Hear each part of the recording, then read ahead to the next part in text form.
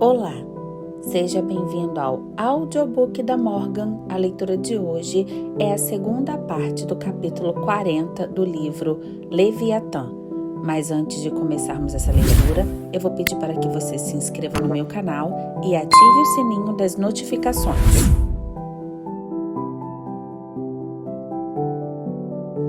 Continuação.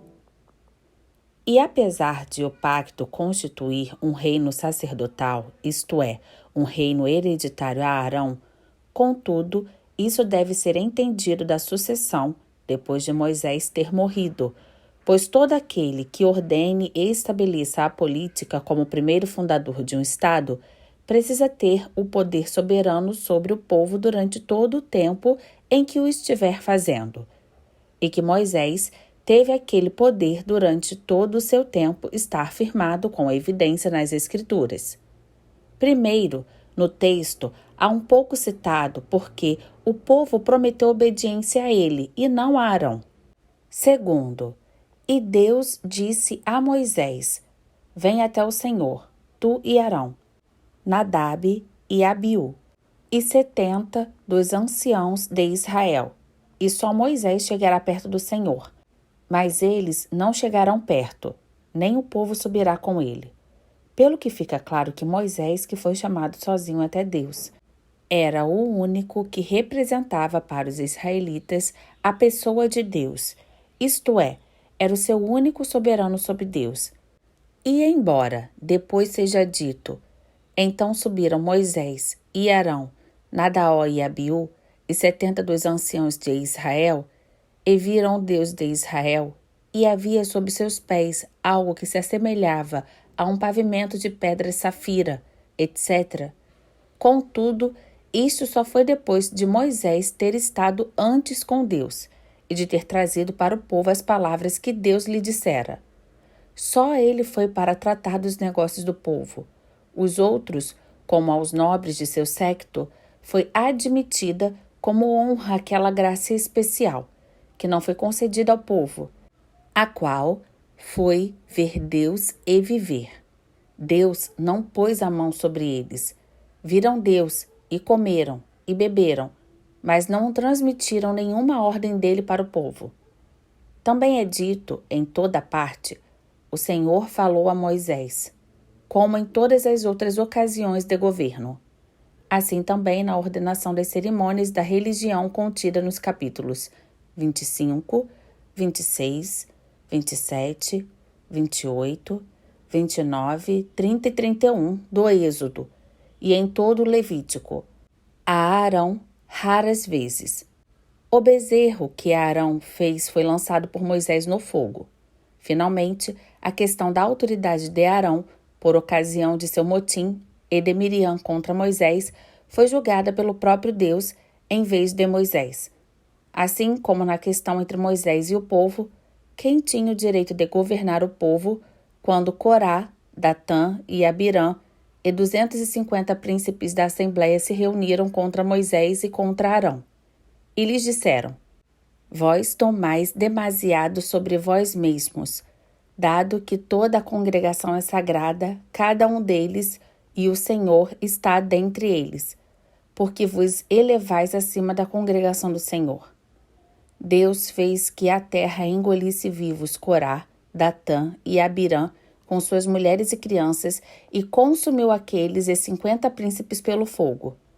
Portanto, nem Arão, nem o povo, nem qualquer aristocracia dos maiores príncipes do povo, mas só Moisés teve depois de Deus a sabedoria sobre os israelitas.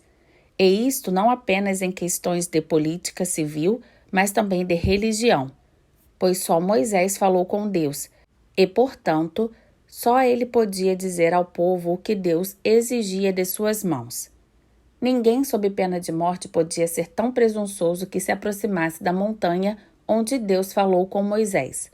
Colocarás limites ao povo à tua volta e dirás: tenham cautela convosco para que não subam a montanha ou toquem sua fronteira.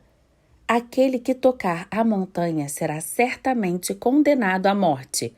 E também, no versículo 21, desce, exorta o povo a que não interrompa para contemplar o Senhor, do que podemos concluir que todo aquele que no estado cristão ocupar o lugar de Moisés é o único mensageiro de Deus e o intérprete de suas ordens. E de acordo com isto, ninguém devia, segundo a interpretação da Escritura, ir além dos limites que são colocados por seus vários soberanos. Pois as Escrituras, dado que Deus agora fala nelas, são o Monte Sinai, cujos limites são as leis daqueles que representam a pessoa de Deus sobre a terra.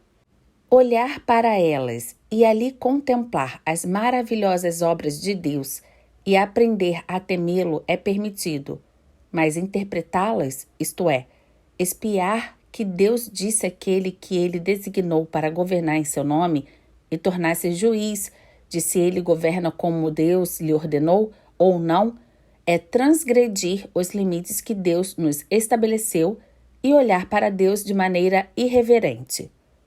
No tempo de Moisés, não houve nenhum profeta nem nenhum pretendente ao Espírito de Deus, senão aqueles que Moisés tinha aprovado e autorizado, pois havia em seu tempo só 70 homens que podem ser considerados profetas pelo Espírito de Deus, e estes eram todos da escolha de Moisés, a respeito dos quais Deus disse a Moisés: reúne-me 70 dos anciãos de Israel, que souberem se serem os anciãos do povo.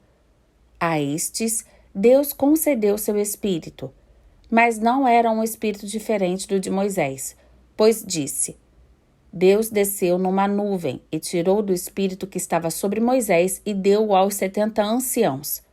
Mas como mostrei antes, espírito significa entendimento, de tal modo que o sentido do texto não é outro senão este: que Deus o dotou de um entendimento conforme o subordinado ao de Moisés, para que pudessem profetizar, isto é, falar ao povo em nome de Deus de tal modo que apresentassem aquela doutrina que era agradável a Moisés.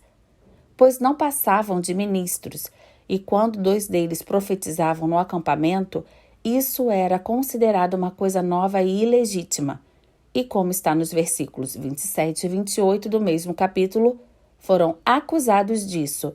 E Josué aconselhou Moisés a proibi-los, por não saberem que era pelo Espírito de Moisés que eles profetizavam.